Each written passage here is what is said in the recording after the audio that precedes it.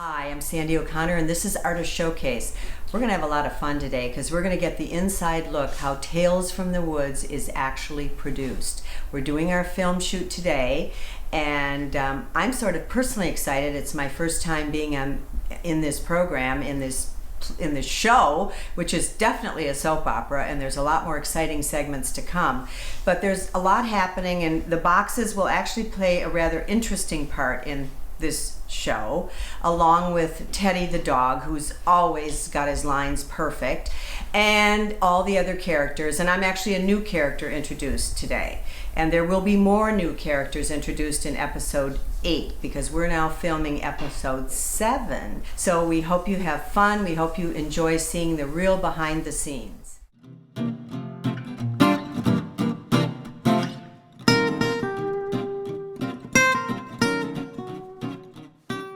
We're real excited. We've got the writer and creator of Tales from the Woods. And we're going to talk to Terry Fisher today about this show and how she feels about it, where she would like it to go.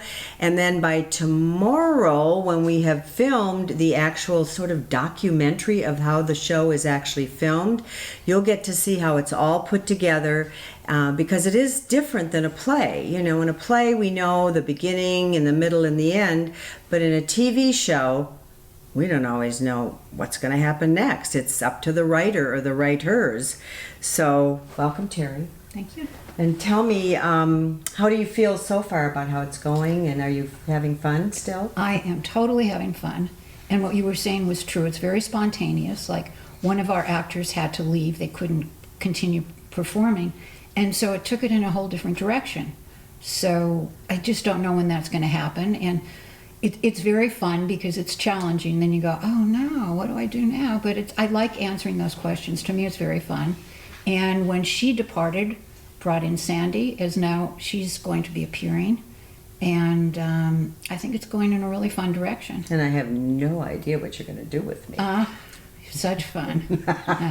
That's what's sort of fun for all of us, because we don't all know what's going to happen next. And even though these others who've been in the show, this is we were filming segment 7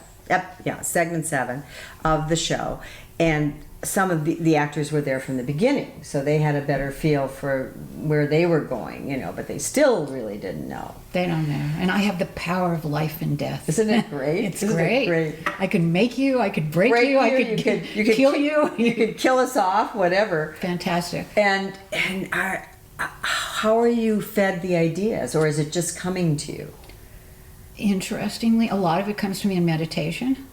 When I'm meditating, just something will just kind of drift in. I'll go, oh, that's interesting. Sometimes I'll stop meditating, write it down, just so I don't forget. But I get a lot of that, and sometimes it's just offhand.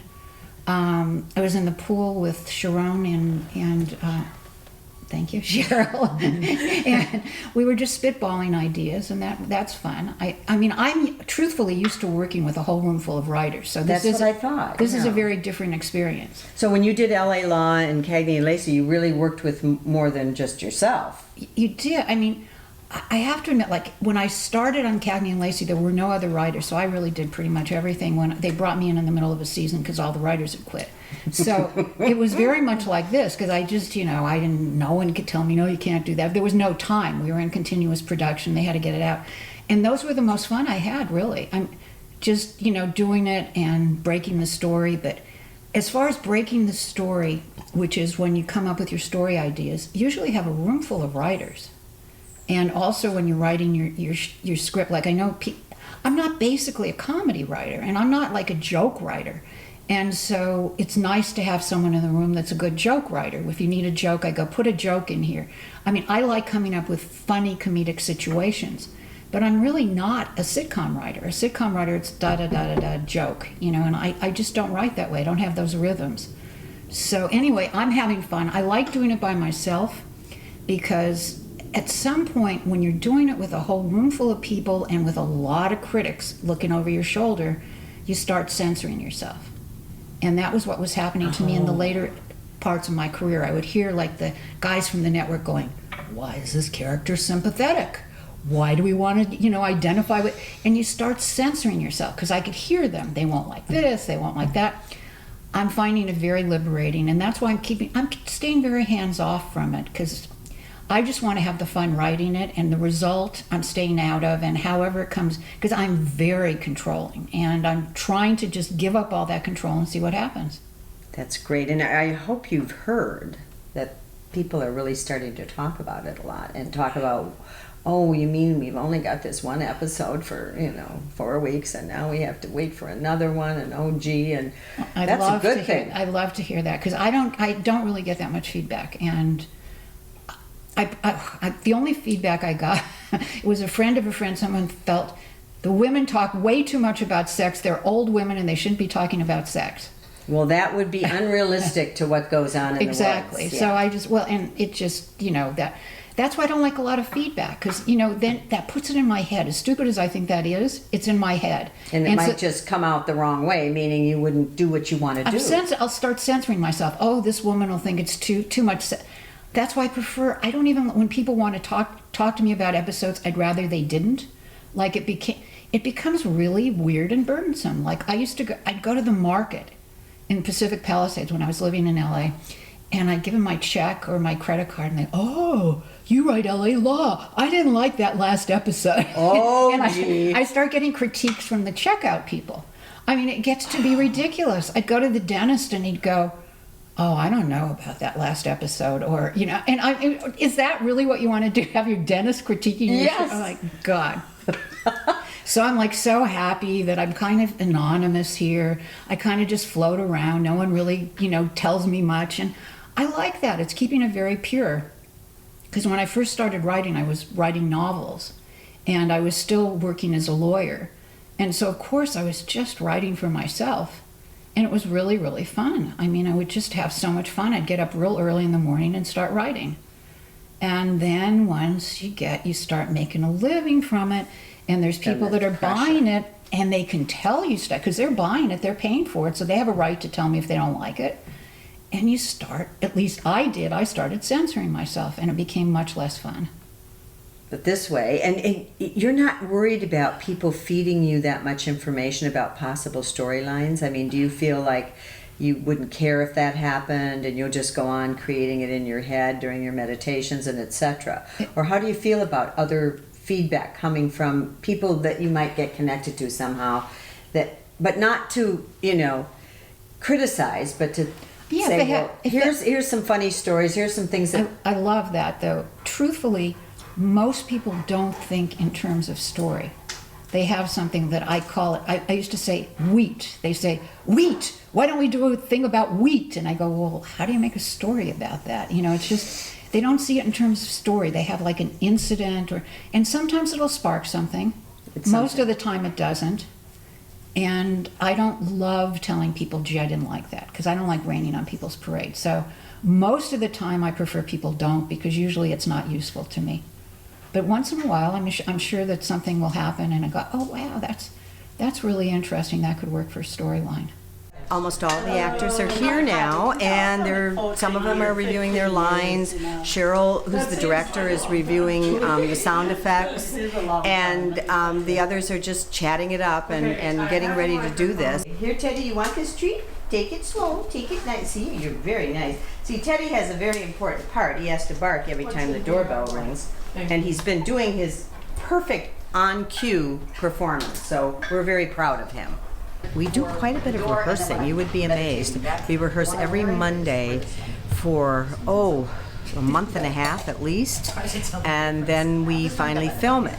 So it is fun, and we do have a lot of camaraderie as we rehearse each week, and we do spend time talking to each other about everyday things, and then we get into our scripts and we start blocking where we're going to be and how we're going to execute the scene. And so it's really a lot of fun. We're shooting the scene that's in the living room. We're using my house as the set. We've moved out of the studio, and we're now going to be doing location shots as much as we can. So my house is going to be, my living room is going to be our location for the living room, for Jackie's living room. However, we have shot on location when one of our main stars broke her kneecap and couldn't get out of bed. That would be me. We had to shoot at her house. Actually, we shot on her bed because she couldn't get off of it. Not only did she break her kneecap, she also broke her shoulder, her arm, Fractured, yes. her opposite arm. So Fractured. as we decided to help her out, we weren't going to stop the shoot. So we went to her house On the bed. and shot on her bed. Yes, if you look at one of the And I remember earliest that. It was episodes, we very were all funny. sitting on her bed eating. That was very funny. In the next episode, we have to shoot in her bedroom. So again, we'll be back at her house. 2 cameras and a boom mic. And a big dog. And a and, big and dog. her dog on the bed. Oh, and we had it to was get my pretty dog funny. on the bed. And that was terrible because her Teddy, bed we're is talking high. about you. Her bed is high up, and the dog couldn't get up. They should have videoed the dog getting on the bed. And then once he got on the bed, he was really comfortable, and he wouldn't get off the bed. Somebody was asking me yesterday about this and when we watch and how often is it on. I said, well, it's twice a week for a month. Then we change the episode. They said, why can't you do an episode every week? I know. I said, you should only know what goes into Right, our one writer would be ecstatic because she's so happy not to have to do that, Yeah, and then we would exactly. be crazy. And But this whole idea begin. Well, it's funny. It started at 2 different poles. Terry, the writer, who is my cousin, said, I would love to write, a soap opera about Laguna Woods. I don't want to go through the trouble of getting in contact with this TV station and doing all that. I don't know how to do it, and I'm not a producer. I'm just a writer. I'm not a director. I'm just a writer. If I could just write it and somebody else would take care of the rest, I would love to do it. Maybe 3 months later, Cheryl was saying, Old Pros really wants to develop something to do for Channel 6. And I don't know what. Ha! Terry, Cheryl, talk. And I actually had met Terry. She had actually come over for Rosh Hashanah, and she met my dog. So that was. She wanted Teddy to be the She star. wanted the dog to be in the show. So, so there you go. All of his presence, yes. Right. And actually, for me, it's less stressful shooting at my house because it was such a pain in the neck bringing the dog to the studio. Oh. So, And the props. and the props. props. And the props. We have them up Lots of there. props. Right on cue. Thank you, Eddie. Hi, poor Teddy. Good morning, guys. Hi, guys. Are we live? Yes, live. Live. How's everybody doing? We're good. We're good. Oh, it's nice to hear. Oh yeah. See, this is a good shoot here. It's perfect. We all want to know what your role is today because you are the director, and what do you see as your role to make this all work today? Well, I'm going to be prompting. I'm going to have my script available, and I'm going to be prompting in case people have forgotten their lines. I'm going to be working with David, the producer, and PJ, the assistant producer, just to make sure that we set up the camera angles correctly and that the shots are going to go as planned. I think we need to stop and let David in. Oh, there he goes. Yeah, there he goes. He's setting it all up. Setting it up, and PJ needs to come in too. There you go. They're from Channel 6 and doing a great job. And so, I got the props together. Which are absolutely right lovely. here. We Yes. talked about the cost, what everybody was going to wear. We had to, make sure that was going to run smoothly. And I just had to get the set together, basically. I'm doing everything. Scheduling and just making sure everybody can come when we're supposed to have the shoot and the rehearsals. And trying to remember, because I've been through this the first time, how many weeks do we actually rehearse before we film? Well, we rehearse on Mondays. The rehearsals are about an hour and a half, but we rehearse every Monday for about 4 or 5 weeks. So it's like 5 rehearsals prior to the shoot.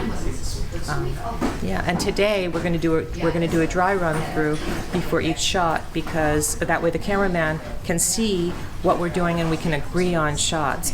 Before when we were doing in the studio, we'd have a studio rehearsal so he could see what was going on. But because we're doing it on location, we're doing it this way. And it really goes pretty fast, doesn't it? I mean, I haven't been here yet, but this is my first time. But doesn't it go fairly fast? I mean, considering. Sure. Yeah. I mean, each scene is pretty quick, so it goes pretty quickly. I mean, it'll happen a lot quicker than you would expect. We're scheduled to be here from 10 to 2, but it's not going to take that long. I think we'll be done by 12:30. It's just a matter of setting up, making sure the shots are right, the sound is right, and that the actors remember their lines. Because if they don't, we have to repeat. Are you guys having fun filming the show? We always have a great time. Every episode's a little bit different, and it's fun for me because I obviously don't live in the community, but I've gotten to meet a lot of really cool people and make some friends, and we always have a good time. And this is a little bit different because we've been shooting a lot of stuff in the studio, and from this point forward, we're going to be doing more on location, 2 camera shoots, kind of in my head shooting it sort of like The Office if we can. So the show's evolving, and the actors are evolving, and our production style's evolving, and it's fun. How long did it take you to edit this show? With the green screen stuff that we were shooting, it would take about a month. That's another reason doing it on location will save some time. Instead of having to change every background for every single shot, it'll be a little more concise. So we'll kind of see what happens moving forward, but hopefully 2 to 3 weeks we can get these out and done and ready, and kind of have a template for the next episode moving forward. Are you getting any feedback from the community at all about the show? Only secondhand, because I'm not really out in the community. I'm kind of in my cage, but the response has been great. I think some of the stuff was a little racy and people weren't expecting it, but they liked it because of that. So I think we're kind of pushing the envelope a little bit, and it's funny to read the script whenever Cheryl comes by and drops it off and see what we're going to be getting into, because it's always a little like, whoa, okay, we're doing that.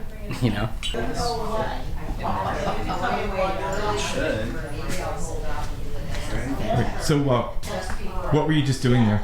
Well, I'm supposed to be drinking a glass of wine because I'm being accused of drunk ordering on Amazon. And I say, I was not drunk, and then I take a drink of wine. So I wanted the prop to show, at least. If it's going to be in the script, we got to show it. So what's it like having Terry Louise Fisher put words in your mouth? I think she's a good writer. I like her words. And sometimes you're tempted to change the wording so it fits your personality. But I'm really comfortable with what she writes, so it works for me. And what's your opinion of how the show is evolving? I'm loving it. In fact, all my friends that watched the show were in the shoot yesterday that was a yoga class, and they were all in the yoga class, and now they're very interested because they heard the dialogue in person, and now it's being very personal for them. So what's it like having Terry Louise Fisher put words in your mouth? I really like it, because sometimes you're tempted to change the wording so it fits your personality, but in this case, I'm very comfortable with her words, and it's working well. And then, are you getting comments as you wander around the village? People see you? All the time. People come up to me and say, what about that girl? And who's the whore? Did they really say that? Yes. Who is that whore from Gate 4? It's very funny. They get very involved. My neighbors are all involved, and my friends are, because they were at the shoot yesterday doing a yoga class, and now they're like, oh, we can't wait to see this one. So, what's going to happen to Marshall? Do you feel pressure when you're outside, like how TV stars have to be, where you have to be all made up and looking good because people know you, or is it you can just be yourself still? I do. Oh, that's good. Heck no, I'm an actress. That's what I do. And on a scale of 1 to 10, how much fun are you having? Oh, this is 10. Very Really? definitely. It's a 10. It is a 10. Yeah. And your cast members seem so friendly. There's not a lot of ego and drama, No, right? we've all done things before together, so we're all friends. It works out well. And where would you like to take your part? Do you have any thoughts about where you'd like to see your part go? Well, I keep pushing for a new love interest because my husband hasn't been in this thing for quite a while, and he is going to jail eventually, so that would be fun. And Eunice says, did you tell her about your college experience with the FBI? Don't scare her. Don't worry. You told me I'd be all right if I didn't spend the money. Should be fine. Please let Jane be okay.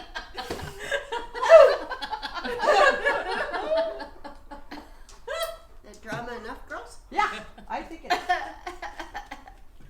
More. Well, this is sort of fun. We are running our lines, we're trying to make sure we're right on, but then we're also having some laughs over it. So I guess it's a thing about being prepared, but also keeping it loose. And do you want me to say the line as I'm entering, or do you want me to wait until I sit? Why don't you wait till you sit? Okay. I think, because you're not going to be just You're not going to be talking. Yeah, because then you can push them away. And Okay. as you push them away, say it. Yeah. What's happening over there is they're just really trying to set the scene up properly. And so they're discussing the scene, what's going to be happening, and then making sure they've got the cameras where they want them. And so that when you see this in the end, it should be completely seamless, and it will be. But this is what's interesting about TV work, because it does go this way. And if you're doing a play, you just have to keep going. You go from one thing to the next, first act to the second act.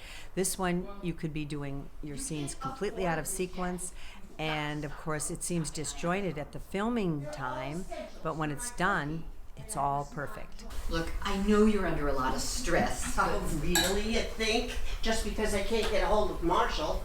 And even the whore seems to have disappeared. Like I was saying, I know you're under a lot of stress, but shopping is just the same kind of addiction as any other addiction. It helps relieve the stress that, remember, just temporarily. Now we're rehearsing a little bit. Oh, and now we have to be quiet because they're going to shoot.